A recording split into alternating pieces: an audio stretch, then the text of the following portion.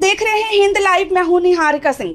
बिहार की राजनीति में शिक्षक तबादले का मुद्दा एक बार फिर गर्मा गया है।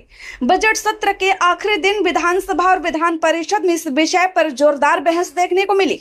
शिक्षा मंत्री सुनील कुमार ने साफ शब्दों में कहा, हर किसी को मुतमईन करना मुमकिन नहीं। इस एक बयान ने सत्ता और विपक्ष के बीच जारी बहस को और तेज कर दिया।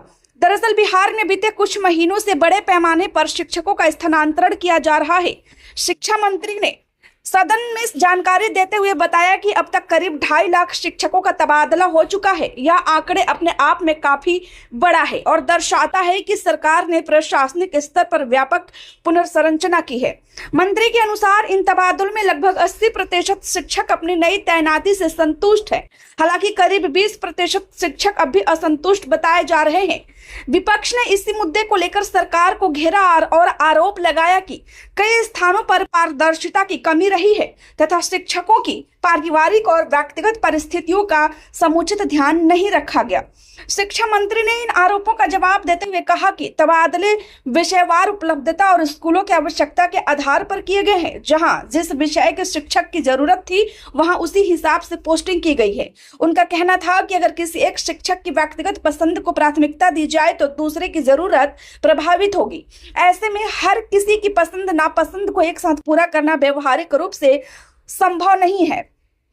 सबसे अहम घोषणा यह रही कि नए शिक्षकों के साथ साथ पुराने वेतनमान वाले शिक्षकों का भी स्थानांतरण किया जाएगा। अब तक यह धारणा बनी हुई थी कि पुराने वेतनमान वाले शिक्षक बड़े पैमाने पर ट्रांसफर की प्रक्रिया से बाहर रह सकते हैं, लेकिन मंत्री के बयान के बाद स्पष्ट हो गया है कि यह प्रक्रिया सभी पर समान रूप से लागू होगी। विधान परिषद में एमएलसी नवल किशोर यादव और संजीव कुमार सिंह ने इस मुद्दे पर कई सवाल उठाए। उन्होंने शिक्षकों की समस्याओं, अवकाश नियमों और प्रशासनिक विसंगतियों पर सरकार से स्पष्टीकरण मांगा। जवाब में शिक्षा मंत्री ने कुछ महत्वपूर्ण घोषणाएं भी की।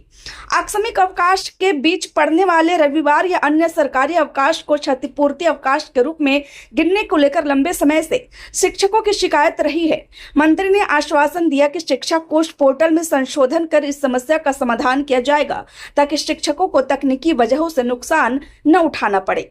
स्कूलों की साफ सफाई का मुद्दा भी सदन में उठा। विपक्ष ने आरोप लगाया कि कई विद्यालयों में स्वच्छता की स्थिति संतोषजनक नहीं है। इस पर मंत्री ने कहा कि सफाई के लिए एजेंसी पहले से बहाल और जहां तक की शिकायत मिली है वहां कार्रवाई की जाती है। सभापति अवधेश नारायण सिंह ने सुझाव दिया कि सफाई कर्मियों की स्थायी बहाली पर विचार किया जाए। इस पर मंत्री ने माना कि यह नीतिगत मामला है और भविष्य में इस पर गंभीरता से विचार किया जाएगा। सरकार ने यह भी जानकारी दी कि राज्य के 5000 स्कूलों में पोषण वाटिका विकसित की जानी है। इसका उद्देश्य विद्यार्थियों को पोषण के प्रति जागरूक करना और विद्यालय परिसर में हरियाली बढ़ाना है। हालांकि मंत्री ने स्वीकार किया कि फिलहाल सीमित स्कूलों में ही यह योजना प्रभावी ढंग से लागू हो पाई है। आने वाले समय में इसे और विस्तार देने की बात कही गई है। भाषाई अकादमियों को एक निदेशालय के अधीन लाने का भी ऐलान किया गया। सरकार का तर्क है कि इससे प्रशासनिक कार्यों में एकरूपता आएगी और संसाधनों का बेहतर उपयोग हो सकता है। साथ ही मदरसा और संस्कृत विद्यालयों के कर्मियों को अंतर्राष्ट्रीय भुगतान का निर्णय भी लिया गया है, जिसे एक महत्वपूर्ण कदम माना जा रहा है।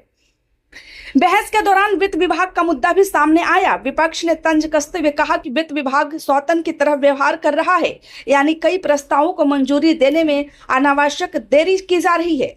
इस पर सत्ता पक्ष ने जवाब दिया कि सभी निर्णय वित्त अनुशासन के तहत लिए जाते हैं और बजट की सीमाओं को ध्यान में रखना जरूरी है। कुल मिलाकर शिक्षक तबादले का यह मुद्दा केवल प्रशासनिक नहीं बल्कि राजनीतिक रंग भी ले चुका है।